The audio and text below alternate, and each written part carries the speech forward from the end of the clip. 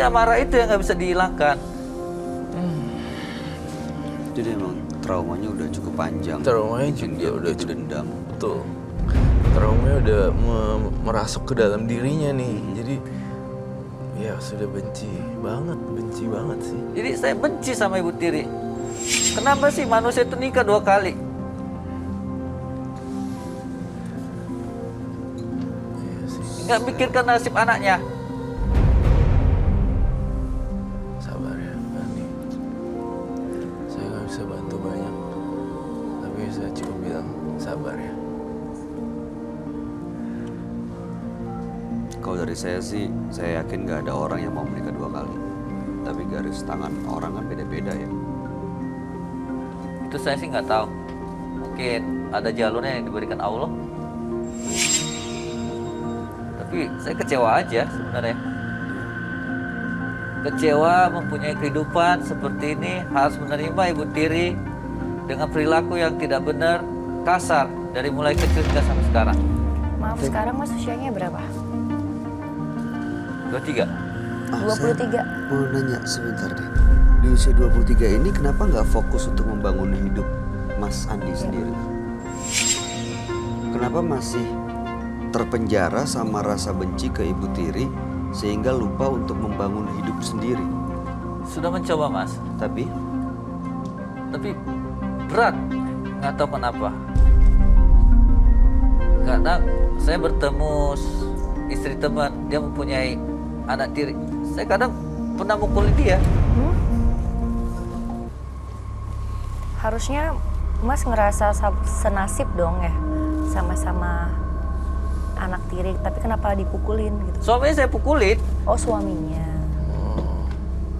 Jadi saya ceritain kisah saya. Tiba-tiba aja gitu emosi langsung Mas pukulin. Sampai sekarang dia udah nggak mau berteman sama saya. Hanya karena itu. Jadi ya iyalah. ya emosi yang membludak dan tidak terkendali ya. Iya, betul. Tapi sekarang masih suka ketemu dengan Ibu Tirinya? Masih. Kadang kalau kangen rumah, tinggal masuk, udah keluar.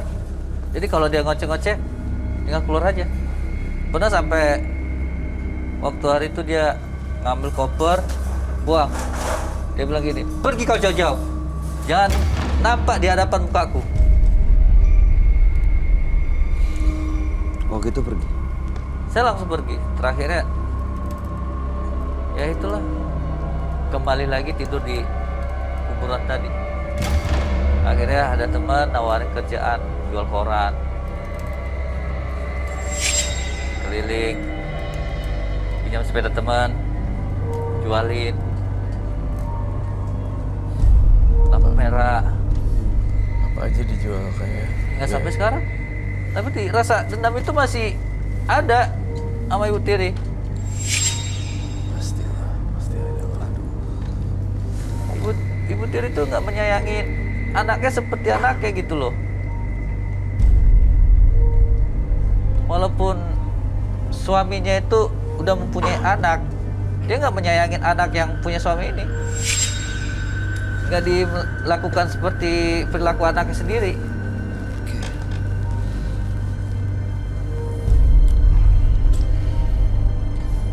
Ingat aja ya Mas, siapa Andi ya Mbak ya, roda selalu berputar. Mungkin Andi lagi di bawah, nanti naik ke atas nih, sabar aja ya. Amin. Iya, kalau misalnya kamu pikir semua Ibu Tiri itu sama, ya atau enggak sampai ketemu orang yang teman sendiri dipukulin, itu berarti kan apa ya, ada trauma yang akhirnya ngelihat kalau ada laki-laki menikah lagi itu salah. Itu tiap saya ketemu teman seperti itu emang benar, saya tegur. Kadang dia nggak terima, saya pukul. Ya kan, bukannya kita emang harus saling menghargai hidup masing-masing. Ya, saya paham, sebenarnya paham Tapi- tentang hal kayak gitu. Emosi ini yang nggak bisa di. Oke. Karena udah terlanjur sakit. Kan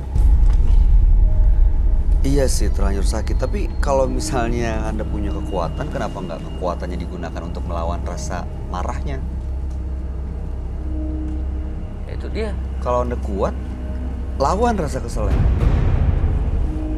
Saya udah coba hingga sampai stres sendiri. Stres sendiri pengaruh obat tadi. Jadi Oh, nggak tahu lagi lah gimana. Iya, iya.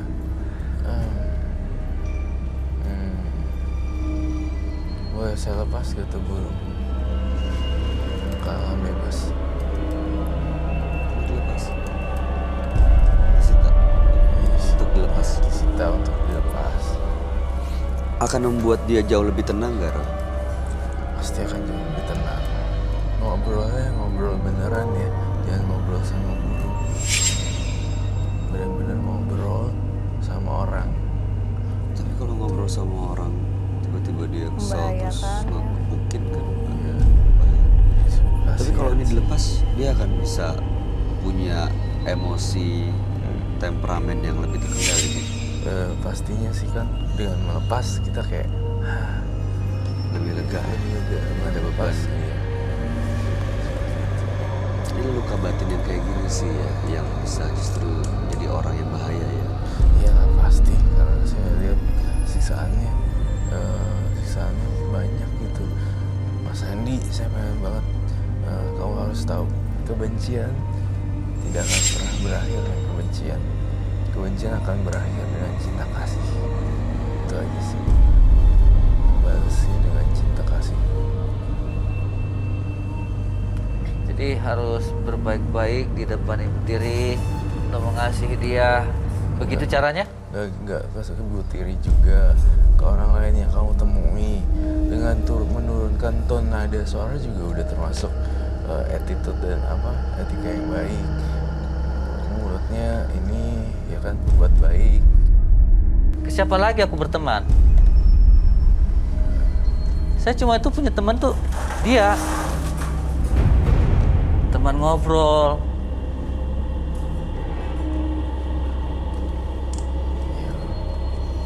Ya Mas Andi, saya dengar kok. Jika Andi masih benci, sama aja Andi juga benci diri sendiri. Gitu sih. Saya ngomong berpanjang pun tampaknya agak susah dicerna ya. Saya ngerti kok. Dan sekarang Andi maunya gimana nih? Sebenarnya sih saya pengen berubah total. Ada Seperti Mas ngomong, untuk berbuat baik, jaga sikap. Ingin saya mencoba, tapi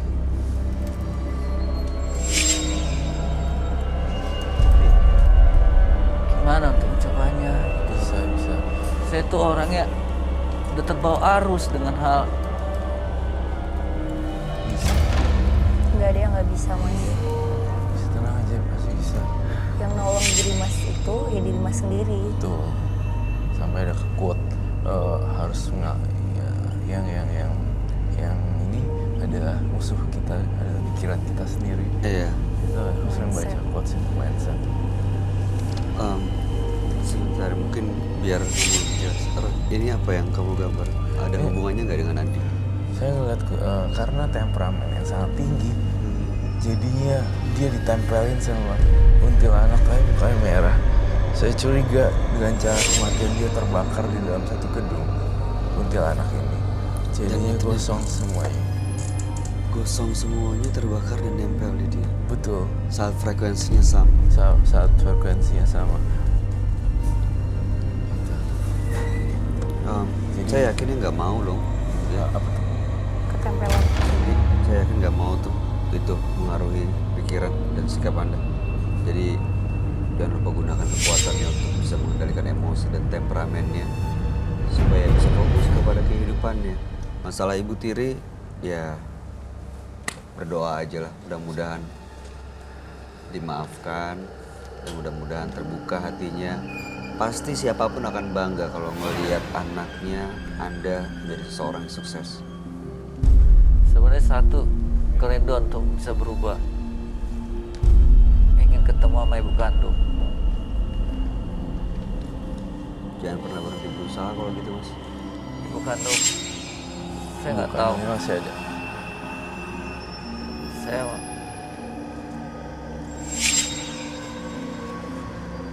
sebenarnya masih ada ibu kandung, tapi nggak tahu di mana dia sekarang berada.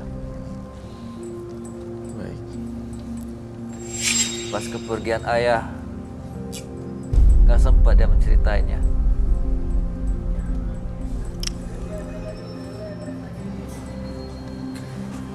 Dan aku tanya sama keluarga Om, nggak tahu kenapa dirahasiain. Itu saja sih sebenarnya.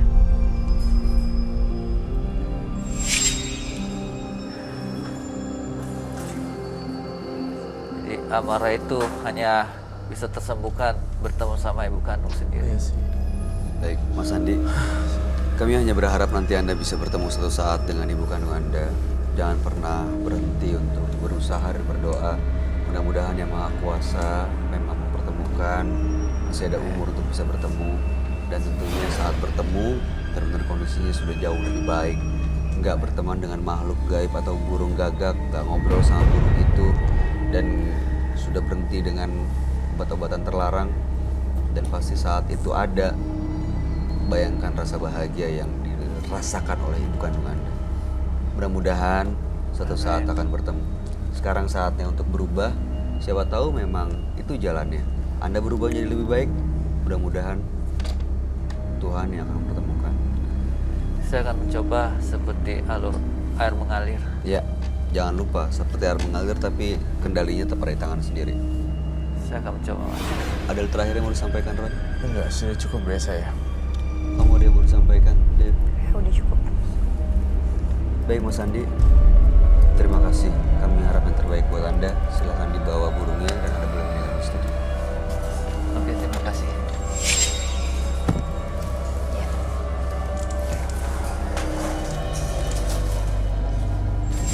Memelihara kebencian sama saja memupuk kehancuran dalam hidup. Pemirsa, dua partisipan yang hadir pada malam hari ini adalah Ina dan Andi. Ina adalah seorang ibu yang sebenarnya niatnya baik untuk meningkatkan ekonomi keluarganya, berusaha, tapi sayangnya menggunakan penglaris dalam usahanya itu. Dan ternyata ada tumbal yang harus dibayar, yaitu anaknya sendiri yang berusia 10 tahun meninggal dunia. Lalu kemudian Andi datang ke sini tadi membawa seekor burung gagak yang dia bilang adalah sebagai temannya, tempat curhatnya, dan dia bilang tidak ada orang yang bisa mendengarnya termasuk keluarga sendiri, yaitu ibu sambungnya atau ibu tirinya, karena memang ayahnya sudah meninggal dunia. Gimana tanggapan kamu, Roy? Ina dan Andi. Ya, Ina sosok ibu yang sangat menyedihkan. Air matanya terus mengalir gitu loh. Iya. Kalau Andi, saya agak takut dengan karakter ya. Emosinya ya, Emosinya. nggak stabil ya. Emosinya nggak stabil. Kadang di atas, kadang di bawah, kadang di atas, kadang hilang. Tiba-tiba langsung boom gitu. Tapi masih bisa ke depannya akan lebih baik, Andi. Bisa, asalkan dia ngelepas drugsnya, terus kemudian Mas Andinya melakukan banyak kebaikan, pasti akan ada jalan deh dari yang di atas sana. Kayaknya dia perlu ke psikolog atau psikiater Psikiater. gitu Iya, ya. psikiater atau psikolog. Psikiater atau psikolog. Oke. Dewi, kamu gimana melihatnya? Ina dan Andi, tanggapannya seperti apa? Sebenarnya hampir sama ya dengan Kak Roy. Kalau Mbak yang pertama tadi, Mbak Ina, itu memang terlihat banget kesedihan dari dalam dirinya. Siapa sih yang nggak sedih anaknya meninggal, apalagi karena perbuatannya sendiri. Ya aku cuma bisa berdoa supaya dia nggak mengulanginya lagi.